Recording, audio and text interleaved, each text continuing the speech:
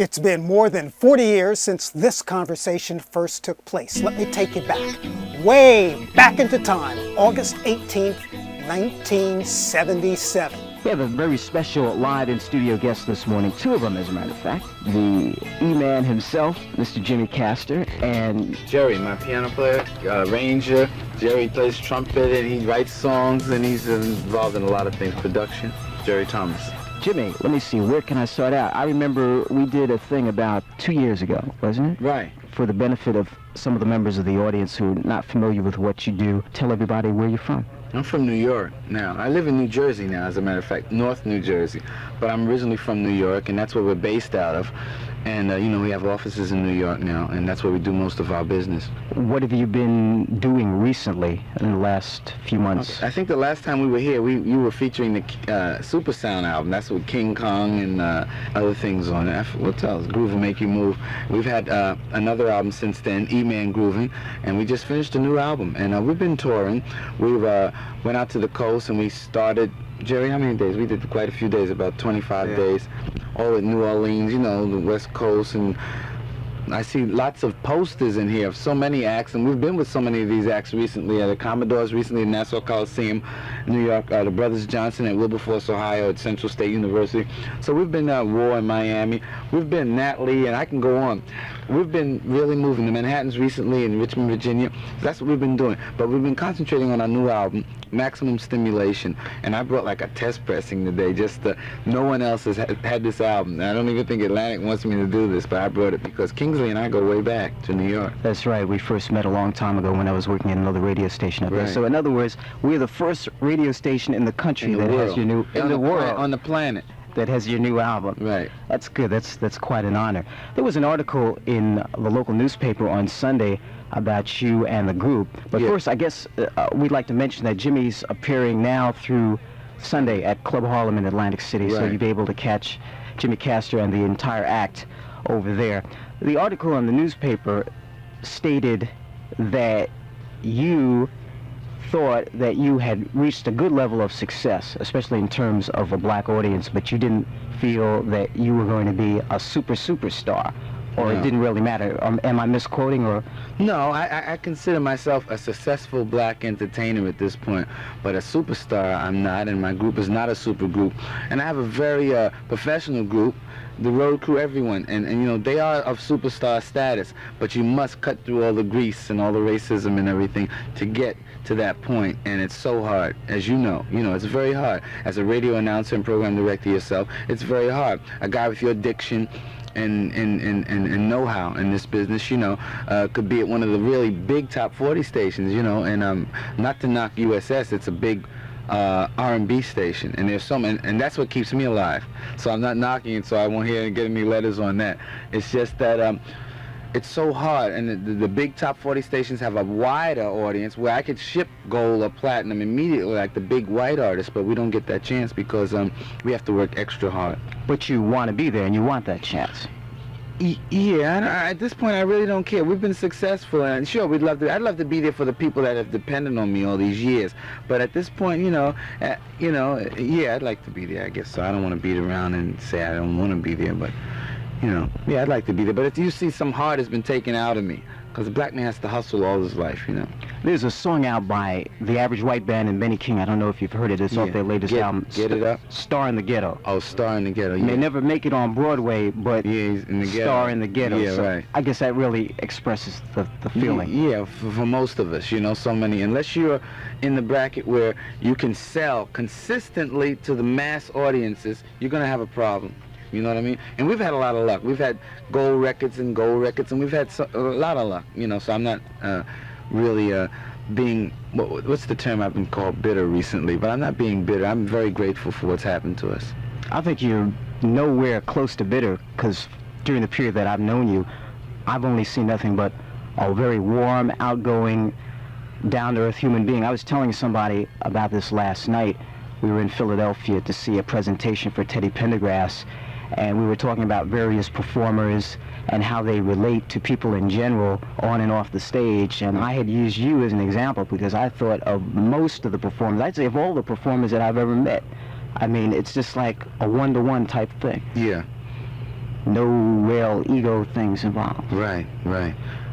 Jimmy Castor from WUSS 1024. I'm Kingsley Smith. We're going to play a cut from Jimmy's latest album. As Jimmy has already stated, this is our first and exclusive in the entire country. Should we tell them to put their tape recorders on? No, I don't want them to even bother that. But this particular cut, we had a hit with this particular type of record 10 years ago. It sold 2 million records. There's a thing called Hey Leroy, Your Mama's Calling You, back in '67. So we just updated Leroy. This is the return of Leroy. He's back now in a disco and he's really getting down. Yo, Leroy! What? Your mama! She's calling you, man! Oh, man. It's called Return of Leroy, part number 1. And Jimmy, if you could come back over here for a second, and I wanted to ask you about the title of the album. Why is it being called Maximum Stimulation? Well, one of the cuts is Maximum Stimulation on it, and that's such a broad title, you know, with today's market. Maximum Stimulation can mean almost anything, you know, and people seem to like the title. It's a very catchy title, and I think there's going to be a lot of reaction from it in terms of what people are going to say about it. Can you tell us anything about the cover of the album? Because I noticed that we have a demo test pressing of it, and there's no picture of it. Is it going to... Yeah, the artwork is in the works now, and, you know, we like attractive covers, and, yeah, I know what the cover's going to be, but, you know, it's a cover with emphasizing maximum stimulation, and they'll know when they see it. Uh-oh. What do you say, King? It's going to be kind of wild. I noticed on the cover of your album, E-Man Groovin', it's kind of a far-out picture of you with your motorcycle and the leather jacket and so forth and so on. That's how I groove. When I get on my motorcycle, you know, and I really groove, so that's the truth.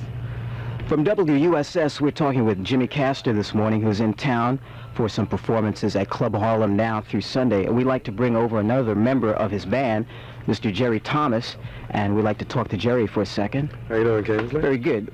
Could you tell everybody, Gerry, your particular function within the group?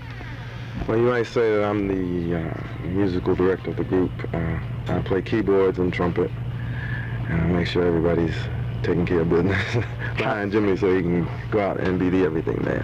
How long have you been working with Jimmy? I've been with Jimmy 10 years. It's a long, long time. Yeah, I feel old. How is it working with him? Oh, it's a groove. It's a groove.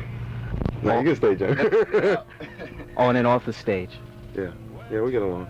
It's a family, you know, because when you're out on the road, you have to really learn to, you know, live together.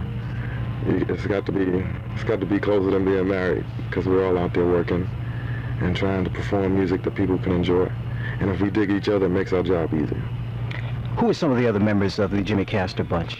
Let's see, there's Lenny Freedy on congas, there's Elwood Henderson on drums, Ray Brown on keyboards, LeBaron Maddox on guitar, and Paul Forney on bass. And that comprises the bunch. The Wild Bunch. That's one of Cleo Rose's nicknames for the group. Yeah. Jimmy Castor's Wild Bunch. Yeah. Do you think you're wild, Jimmy? No, we're very conservative. If you didn't hear Jimmy, he said he's very conservative. 10:30 at 1490 WUSS with Kingsley Smith until 2 o'clock, and we're talking with Gerry Thomas and Jimmy Castor from Jimmy Castor's Bunch. Tell us a little bit about Maximum Stimulation, the title of your new album, which we're just about to play. Right. This is a tune entitled Maximum Stimulation. It's the title tune, and we think it induces maximum stimulation musically, soulfully, whatever. On WUSS, it's the Jimmy Castor Bunch from the new album Maximum Stimulation. The song is called Equal People at 1046 Kingsley Smith Show program. Jimmy, do you have any comments about that song in terms of its theme? Yeah, well, we wrote that just to let people know that don't you think because you're bigger that you're better. You're not better. You know, we're all equal.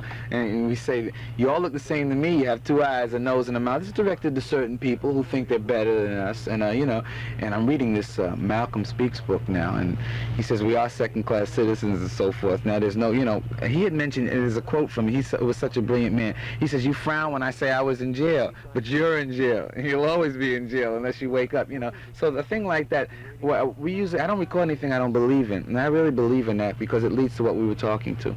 Elena Van Sky's in the studio, and Elena had something that she wanted to say to Jimmy, or you had some question you wanted to ask him.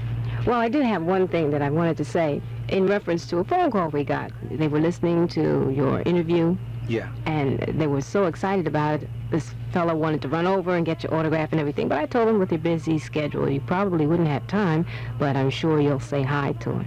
Yeah, I say hi to all the people because the people made us happen. We were here years ago at the Wonder Garden, and we were so popular here, but we didn't have big records. We had Hey Leroy, and then we went, you know how this record business is. And Atlantic City is a very big market for us. And I want to say hi and hello to everyone. And Gerry says hi. How you doing? Good to be here. And one more thing, I'd just like to mention that a lot of times when interviews, live interviews are done, they're on the spot and sometimes they're a little bit shaky. But this interview, I think, has been very fantastic. I enjoyed it very much. And as one entertainer to 3 other entertainers, very good work. It was a pleasure, not to cut you off, Kings, to wake up to Elena's voice this morning. I was looking for USS, and when I found it, I said, wow, I didn't know, and it was smooth, you know what I mean? And I know lots of female broadcasters now, and I think it's what's happening today. It's just a pleasure. I'm not knocking anyone, but it's a pleasure to wake up to that smooth. She has a velvet-type voice, and here we go. She was really together. Thank you, Jimmy. Thank you.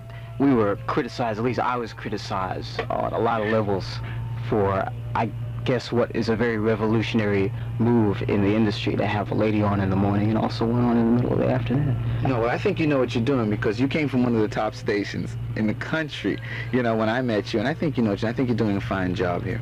Thank you very much. Jimmy Castor, ladies and gentlemen, also along with Gerry Thomas, and the Castor Bunch is appearing live and in concert, more or less, now through Sunday at the world-famous Club Harlem. Jimmy, I've never seen you live. No? No, I've never seen you. This is your chance. Hello, this is your chance.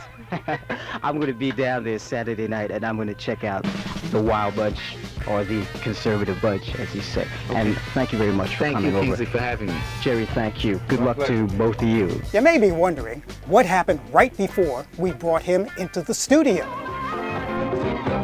This is D.B. Sharp Gamble sings words of praise and commendation on 1490 WUSS. Nobody can ever take your place. 10:08 at the #1 winner in South Jersey. Welcome to the Kingsley Smith Show program, dedicated to the proposition of getting on the musical effort until 2 o'clock today. Let's continue with Barry White. I see my main man, Jimmy Castor, just walked in. That's unbelievable. Right on time. All right, Jimmy, we're going to do a little bit of interview right after this. When we met